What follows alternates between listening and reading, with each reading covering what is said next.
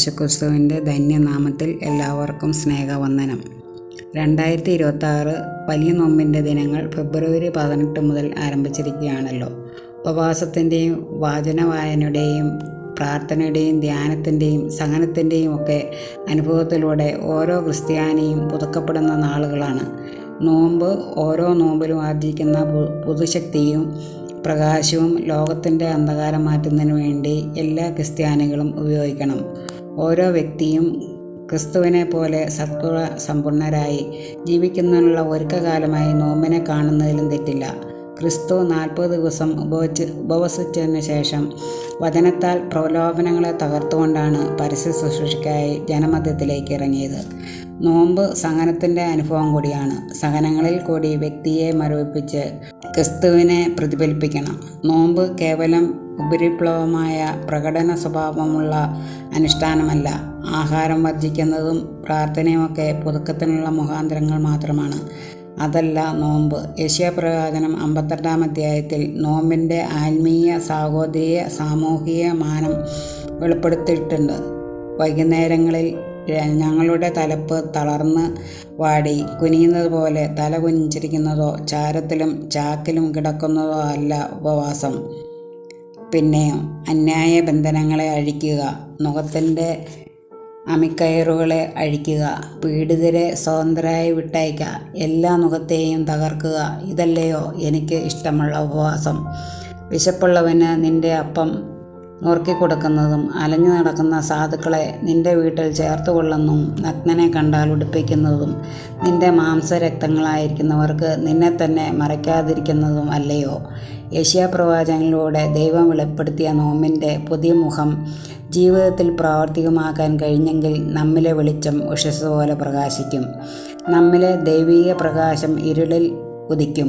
അന്ധകാരത്തിൽ നിന്ന് പ്രകാശത്തിലേക്കും മരണത്തിൽ നിന്ന് ജീവനിലേക്കും ഒരുവനെ നയിക്കണമെങ്കിൽ, നിലപാടെടുക്കണമെങ്കിൽ നാം സഹനം തിരഞ്ഞെടുക്കുവാൻ നിർബന്ധിതരാകും. എസ്തേർ തൻ്റെ ജനത്തിനു വേണ്ടി നിലപാടെടുത്തതുപോലെ യേശു മശിഹായെന്നും ദൈവപുത്രനും വിശ്വസിച്ച് ഏറ്റുപറഞ്ഞ് ധീരരായി നിന്ന ആദിമ ക്രിസ്ത്യാനികളെപ്പോലെ അനവധി മിഷനറിമാരെ പോലെ സഹനത്തിൻ്റെ നിലപാട് എടുക്കുന്നതാണ് നോമ്പ്. നമുക്കറിയാം, പരീക്ഷകൾ സ്ഥാനക്കയറ്റത്തിനാണ്.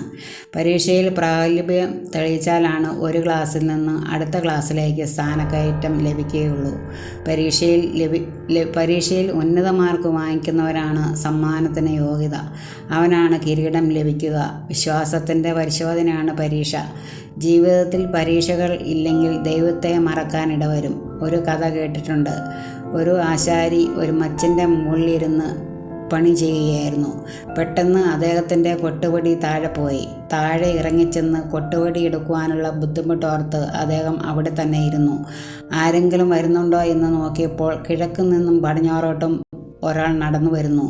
ആശാരി തൻ്റെ കയ്യിലിരുന്ന 2 രൂപ കാശ് ആ വഴിയിലിട്ടു. ആ പൈസ കണ്ട് വരുന്ന ആൾ മുകളിലേക്ക് നോക്കുമെന്നും തൻ്റെ കൊട്ടുപടി എടുത്തു തരുമെന്നും അദ്ദേഹം പ്രതീക്ഷിച്ചു. എന്നാൽ വന്നയാൾ നിലത്ത് കിടക്കുന്ന കാശ് കണ്ടപ്പോൾ തൻ്റെ കാലുകൊണ്ട് അതിനെ ചവിട്ടിപ്പിടിച്ച് മറ്റാരെങ്കിലും തന്നെ ശ്രദ്ധിക്കുന്നുണ്ടോ എന്ന് ചുറ്റും നോക്കി ആ കാശെടുത്ത് പോക്കറ്റിലിട്ട് നടന്നുപോയി. വീണ്ടും മറ്റൊരാൾ ആ വഴി വന്നു. 2 രൂപ കൊടുത്തുകൊണ്ടാണ് ആദ്യത്തെ ആൾ മുകളിലേക്ക് നോക്കാതിരുന്നത് എന്ന് കരുതി ആശാരി ഇത്തവണ 5 രൂപ നോട്ടെടുത്ത് താഴത്തേക്കിട്ടു. രണ്ടാമത്തെ ആളും അങ്ങോട്ടും ഇങ്ങോട്ടും നോക്കി ആ കാശ് കാലിനടിയിൽ ചവിട്ടി അത് സ്വന്തമാക്കി നടന്നുപോയി. വീണ്ടും കുറച്ച് കഴിഞ്ഞപ്പോൾ ആദ്യം നടന്നുപോയ മനുഷ്യൻ എതിർഭാഗത്തു നിന്നും വരുന്നത് ആശാരി കണ്ടു. ഇത്തവണ ആശാരി കാശ് താഴെ ഇട്ടില്ല. പകരം തൻ്റെ കയ്യിലിരുന്ന മരക്കട്ട കൊണ്ട് അയാളെ ഒന്ന് എറിഞ്ഞു. എറിഞ്ഞ ഉടനെ അയാൾ അവിടെ നിന്നു. അയാൾ വേറെ എവിടെയും നോക്കിയില്ല. നേരെ മുകളിലേക്ക് തന്നെ നോക്കി. വേദന എവിടെ നിന്നാണോ ലഭിച്ചത് അങ്ങോട്ട് തന്നെ അയാൾ നോക്കി. ഈ കഥയിൽ ചെറിയ ഒരു മർമ്മമുണ്ട്. ജീവിതം വളരെ സുഖമായും സന്തോഷമായും പോകുമ്പോൾ ദൈവത്തിലേക്ക് ദൃഷ്ടി ഉയർത്താൻ മിക്കവരും മടി കാണിക്കും. എന്നാൽ ജീവിതത്തിൽ നാം സുരക്ഷിത സ്ഥാനങ്ങളിലെന്ന് കരുതുന്ന പല സ്ഥാനങ്ങളെയും തമ്പുരാൻ കുലുക്കുമ്പോൾ, അപ്രതീക്ഷിതമായി ജീവിതത്തിൽ ഏറുകൊള്ളുമ്പോൾ പലരും മുകളിലേക്ക് നോക്കും. സന്തോഷകാലത്തും സന്താപകാലത്തും നാം ദൈവശബ്ദം കേൾക്കുകയും അനുസരിക്കുകയും വേണം. അബ്രഹാമും ഇസഹാക്കും ദൈവശബ്ദം കേട്ടനുസരിച്ചവരാണ്. അബ്രഹാം ദൈവശബ്ദം കേട്ടനുസരിക്കുന്നത് നേരിട്ട് കാണുകയും അനുഭവിക്കുകയും ചെയ്ത മകനാണ് ഇസഹാക്ക്. വഴിയിൽ വെച്ച് കുഞ്ഞാടെവിടെ എന്ന ഇസ്ഹാക്കിൻ്റെ ചോദ്യത്തിന് യഹോവ ഇരെ, ദൈവം കരുതിക്കൊള്ളും എന്നു വിശ്വസിച്ച പിതാവിൻ്റെ വിശ്വാസത്തിൻ്റെ തീവ്രത നേരിട്ട് അനുഭവിച്ച മകനാണ് ഇസഹാക്ക്. കാരണം യഹോവ ഇരെ എന്ന് അബ്രഹാം പറഞ്ഞപ്പോൾ തന്നെ ഒരു കുഞ്ഞാടിനെ ദൈവം കരുതി വച്ചു. യാഗത്തിനായി ഇസഹാക്കും ദൈവശബ്ദം കേട്ടു വളർന്നു. അബ്രഹാമിനോട് ദൈവം കാണിപ്പാനിരിക്കുന്ന ദേശത്തേക്ക് പുറപ്പെടുവാൻ പറഞ്ഞ പോലെ തന്നെ ഇസഹാക്കിനോടും ദൈവം പറഞ്ഞതായി ഉൽപ്പത്തി പുസ്തകം 26-ാം അധ്യായത്തിൽ നാം കാണുന്നു. മിസ്രൈമിൽ പോകാതെ ദൈവം കൽപ്പിക്കുന്ന ദേശത്ത് പാർക്കാൻ ഇസഹാക്കിനോട് യഹോവ പറഞ്ഞു. ദൈവശബ്ദം കേട്ടനുസരിച്ച ഇസഹാക്കിനും ദൈവം വാഗ്ദത്തങ്ങൾ നൽകി. ആകാശത്തിലെ നക്ഷത്രങ്ങൾ പോലെ സന്തതി പരമ്പരയും ദേശവും തരുമെന്നായിരുന്നു വാഗ്ദത്തം. അബ്രഹാമും ഇസഹാക്കും തങ്ങളുടെ പരീക്ഷാഘട്ടത്തിൽ വിശ്വാസത്തെ ത്യജിച്ചില്ല. നമുക്ക് കാണുവാൻ കഴിയും. ഇസഹാക്ക് ദൈവകൽപ്പന പ്രകാരം ഹേഗാരിൽ പാർത്തു. അവിടെ വച്ച് ഇസഹാക്കിന് പല പരീക്ഷകളും നേരിടേണ്ടി വന്നു. ഇസഹാക്ക് കുഴിച്ച കിണറുകളെല്ലാം ശത്രുക്കളായ ഫെലിസ്ത്യർ നികത്തിക്കളഞ്ഞു. എന്നാൽ യഹോവയിലുള്ള വിശ്വാസം ഇസഹാക്ക് ത്യജിച്ചില്ല. പരീക്ഷകളുടെ നടുവിലും യഹോവയ്ക്ക് യാഗപീഠം പണിയുകയും യഹോവയെ ആരാധിക്കുകയും ചെയ്തു. ഫലമോ, ദൈവം ശത്രുക്കളെ പോലും അവനോട് ഇണക്കി. ഫെലിസ്ത്യ രാജാവായ അബീമേലെക്കും സ്നേഹിതനും സേനാധിപതിയും അവൻ്റെ അടുക്കൽ വന്നു പറഞ്ഞു.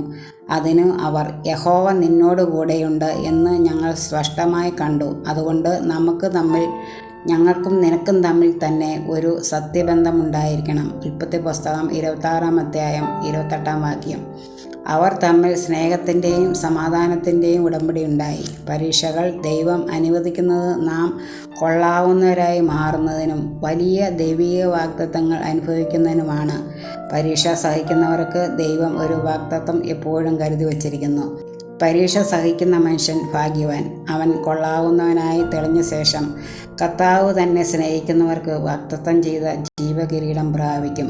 യാക്കോബ് എഴുതിയ ലേഖനം 1-ാം അധ്യായം 12-ാം വാക്യം. അതുകൊണ്ട് ഈ ലോകസുഖങ്ങളാകുന്ന പ്രതാപങ്ങൾ നമ്മെ മാടി വിളിക്കുമ്പോൾ അതിൽ വീണു പോകാതെ യേശുവിനോടൊപ്പം നടക്കുകയും സ്വയത്തെ തോൽപ്പിക്കുകയും ലോകമോഹങ്ങളെ ജയിക്കുകയും ജഡത്തിന്മേൽ ആത്മീയ ജയം പ്രാപിക്കുകയും എല്ലാവരോടും നന്മ ചെയ്ത് ജീവിക്കുകയും നാവിന്മേൽ ജയം പ്രാപിക്കുകയും ചെയ്യുമ്പോൾ ദൈവം നമുക്കായി ഒരുക്കുന്ന ഒരു നിത്യമനോഹര നഗരം, ആ വാഗ്ദത്ത നഗരത്തിനായി ജയാളിയായി വിശുദ്ധിയോടെ കാത്തിരിക്കാം.